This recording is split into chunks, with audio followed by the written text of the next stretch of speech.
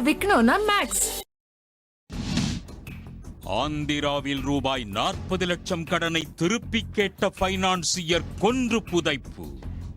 Papanasam cinema பாணியில் கட்டி முடிக்கப்படாத வீட்டுக்குள் சடலத்தை புதைத்தவர் சிக்கியது எப்படி?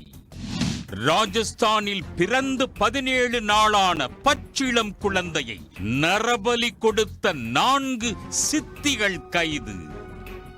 திருமணம் தாமதமானதால் சாமியார் பேச்சை கேட்டு கொடூர பரிகார பூஜை செய்ததன் பகீர் பின்னணி. உத்தரப்பிரதேசத்தில் இளம்பெண் சடலமாக மீட்கப்பட்ட வழக்கில் எஸ்ஐ கைது.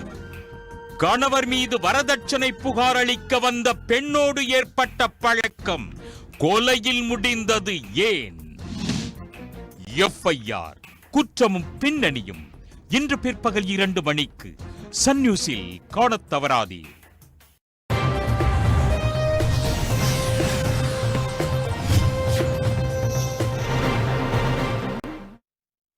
கரூர் வெண்ணெய்மலை கோயில் நிலத்தில் உள்ள வீடு கடைகளுக்கு சீல் வைப்பதற்கு எதிர்ப்பு தெரிவித்து காத்திருப்பு போராட்டம் நடைபெற்று வருகிறது. இது குறித்து மேலும் விவரங்களை பதிவு செய்வதற்காக இணைகிறார் செய்தியாளர் பிரகாஷ். பிரகாஷ், விவரம் என்ன? இந்த காத்திருப்பு போராட்டத்தில் மொத்தமாக எத்தனை பேர் பங்கெடுத்திருக்கிறார்கள்? விவரங்களை நீங்க பதிவு செய்யலாம். கரூர் மாவட்டம் வேளாண்மலை பகுதியில் பாலசுப்ரமணிய சுவாமி கோயில் உள்ளது. இக்கோயிலுக்கு சொந்தமாக 507 ஏக்கர் நிலம் உள்ளது. இதில் வீடுகள், வணிக நிறுவனங்கள் கட்டப்பட்டுள்ளது. பல ஆண்டுகளாக ஆக்கிரமிப்பில் உள்ளது.